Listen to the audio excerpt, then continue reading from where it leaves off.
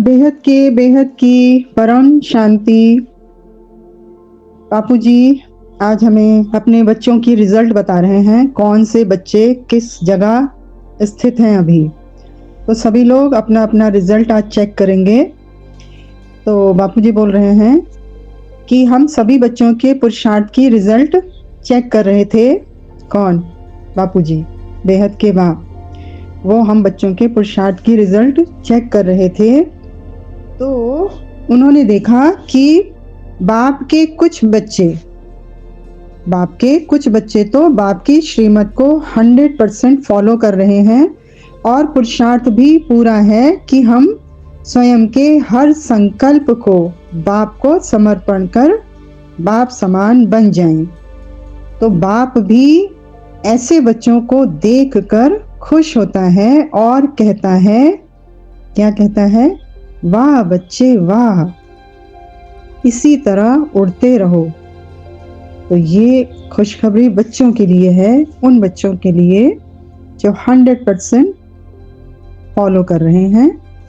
तो उनके लिए बाप कह रहे हैं, वाह बच्चे वाह, इसी तरह उड़ते रहो। और दूसरी एक बहुत इंपॉर्टेंट बात ऐसे बच्चों के लिए बाप ने बोली है कि मैं भी, यानी बाप भी इन बच्चों की 100% गारंटी लेता है। क्यों ले रहे हैं 100% गारंटी? क्योंकि ये वो बच्चे हैं जो बाप की श्रीमत को 100% फॉलो कर रहे हैं, तो बाप भी उनकी 100% गारंटी लेते हैं। फिर आगे बोला बापूजी ने कि कुछ एक ऐसे बच्चे भी दिखे जिन्हें लगन है बाप की श्रीमत को फॉलो करने की, लगन है उनके अंदर कि बाप की श्रीमत को फॉलो करें, और करते भी हैं। लेकिन बीच बीच में क्या करते हैं? बीच बीच में क्या, क्यों, कैसे आ जाता है। यानी श्रीमत फॉलो कर रहे हैं लेकिन बीच बीच में क्या, क्यों, कैसे आ जाता है। तो बाप उन बच्चों को कहता है कि बच्चे हिम्मत रख, करते चलो, तभी आप बाप की मदद के पात्र बन सकते हो। ज्यादा सोचो मत, बाप की हर श्रीमत की महीनता से पालना करके, यानी जो बाप की हर श्रीमत आ रही है हमारे लिए, रोज बापूजी की डायरेक्शन हमारे लिए आ रही है, जिसका हम बच्चों को बहुत बेसब्री से इंतजार रहता है कि आज हमारे बाप ने हमें आज के पुरुषार्थ के लिए क्या डायरेक्शन दिया है। तो इसलिए बोला बापूजी ने कि बाप की हर श्रीमत को महीनता से पालन कर अपना 100% समय सफल करो। देखो, लौकिक में भी किसी चीज की प्राप्ति की दृढ़ इच्छा होती है तो क्या होता है? तो आत्मा दिन रात एक करके उस इच्छा को पूरी कर लेती है। और ये यानी हमारी जो मंजिल है, हमारा जो लक्ष्य है, तो ये तो हमारा कल्प कल्प के भाग्य को बनाने की इच्छा है। तो हमें इस दिशा में किस तरीके से लगना चाहिए? हमारी दृढ़ इच्छा कितनी कंप्लीट होनी चाहिए, कितनी ज्यादा प्रबल होनी चाहिए, क्योंकि ये हमारा कल्प कल्प का भाग्य बनाने का समय चल रहा है। इसलिए बापूजी ने बोला कि दुनिया से न्यारे बन अपनी इस इच्छा को पूरी करो। अब आपने तीसरी प्रकार के बच्चों की बात की।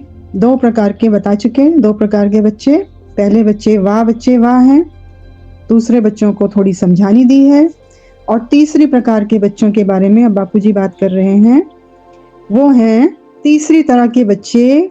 उनको पुरुषार्थ करते हुए देखा तो उन्होंने पाया कि वो पुरुषार्थ तो करते हैं और पाना भी चाहते हैं, बहुत ऊंचा पद पाना चाहते हैं और पुरुषार्थ भी करते हैं, लेकिन ऐसे बच्चों को बाप समझानी दे रहे हैं। कौन सी समझानी? ऑफिशियली समझानी दे रहे हैं कि बाप की श्रीमत की महीनता को समझो, कंप्लेंट स्वरूप मत बनो। यानी पुरुषार्थ कर रहे हैं लेकिन कंप्लेन भी चल रही है कि बापूजी ये ऐसा क्यों, ये वैसा क्यों, ये ऐसा क्यों चल रहा है। यानी कोई स्थिति परिस्थिति आ रही है तो उसमें बाप को कंप्लेन करना शुरू कर देते हैं। तो ये तीसरी प्रकार के बच्चे हैं जिसको बापूजी देख रहे हैं और कह रहे हैं कि कंप्लेंट स्वरूप मत बनो, क्या कंप्लेन करते हैं कि आप तो हमारी सुनते नहीं, यानी बाप हमारी सुनता नहीं, बाप हमारी मदद नहीं करता। सोचो, अब बापूजी ने अपनी बात की कि लौकिक में भी जो माँ बाप होते हैं ना, अपने बच्चों के साथ ऐसा कर सकते हैं क्या? तो आप सोचो, हमें कौन मिला? हमें पारलौकिक बाप मिला। पारलौकिक बाप के हम पारलौकिक बच्चे हैं, तो कंप्लेंट तो करना ही नहीं है।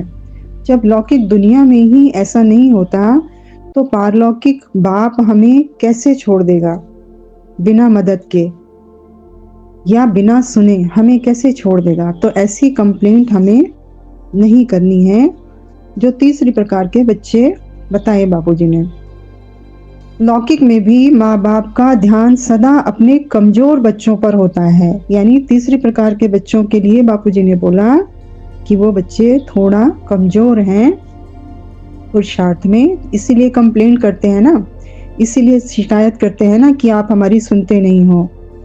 और बापूजी कह रहे हैं कि जब लौकिक में भी माँ बाप का ध्यान अपने बच्चों पर रहता है, तो मैं तो कौन हूँ? यहाँ तो मैं बेहद का बाप हूँ।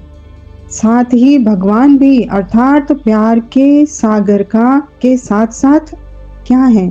त्रिकालदर्शी भी हैं और नॉलेजफुल भी हैं, यानी तीनों कालों का उनको ज्ञान है और हमें वो देख भी रहे हैं, समझ भी रहे हैं और हमें मदद भी दे रहे हैं हमारे पुरुषार्थ अनुसार।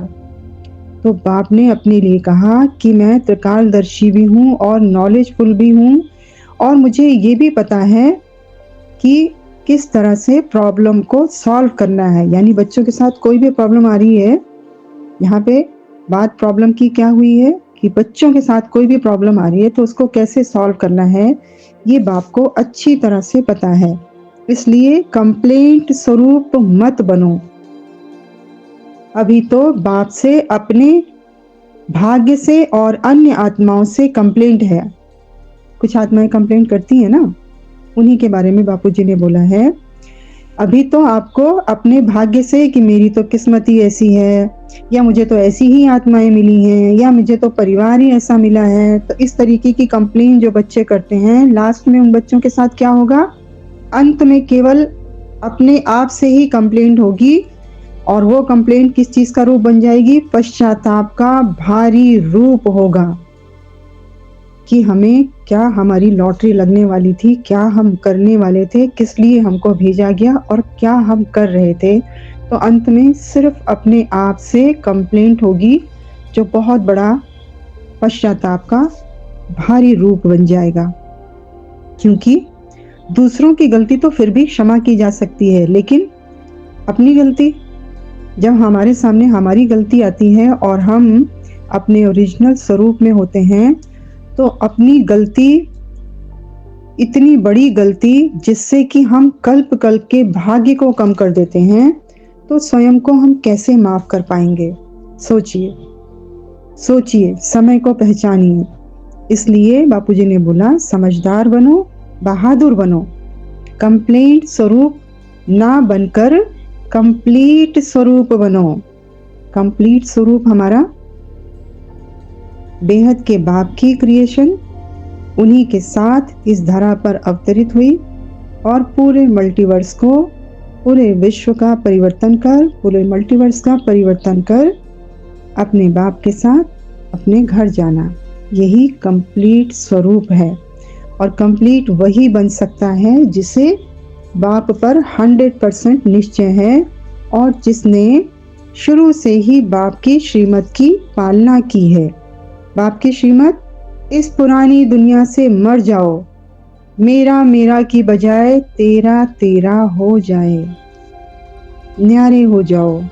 तो चेक करो, हम बाप की इस श्रीमत का प्रैक्टिकल स्वरूप बने हैं क्या? योग योग करते हो, योग की रिजल्ट क्या है? ये बापूजी आज आपको वार्निंग दे रहे हैं ऐसे बच्चों को। योग की रिजल्ट क्या होनी चाहिए? स्वपरिवर्तन, अर्थात स्वभाव संस्कार का परिवर्तन। योग एक अग्नि का कार्य करती है, जो कि कठोर से कठोर चीज को परिवर्तन कर देती है। तो फिर स्वयं पर अटेंशन दो, बाप की मदद के पात्र बनो। हिम्मत रखोगे तभी बाप की मदद मिलेगी। दिल शिकस्त मत बनो, वायुमंडल के प्रभाव में मत आओ। शक्तिशाली बनो, बाप की मदद के पात्र बन रास्ते की अपनी हर रुकावट को पार कर अपनी मंजिल तक पहुंचो।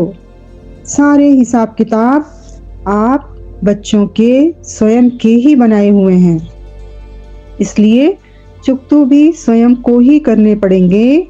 बाप आप बच्चों की मदद के लिए ही तो आया है, परंतु हिम्मत का एक कदम तो आपको ही बढ़ाना पड़ेगा। इसलिए ज्यादा सोचो मत, निश्चय रख, पुरुषार्थ करो।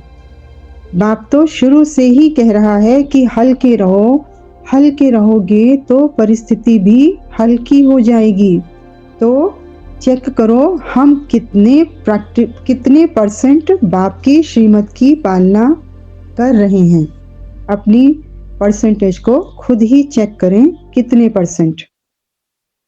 देखो, बाप तो समय की वार्निंग दे रहा है, अभी अभी कर लो। यह ना हो कि विश्व की सबसे बड़ी लॉटरी लगते लगते रह जाए और आप खाली ही रह जाओ। इसलिए चेक करो, यदि अभी अंतिम घड़ी आ जाए तो हमारी क्या गति होगी। यानी जैसा कि बापूजी बोलते हैं, अंतमति सो गति। अभी अभी घड़ी आ जाए हमारी अव्यक्त होने की तो हमारी क्या स्थिति होगी, हमारी क्या गति होगी, ये हम निरंतर चेक करते रहें। अच्छा, सभी को बेहद के बेहद की परम शांति।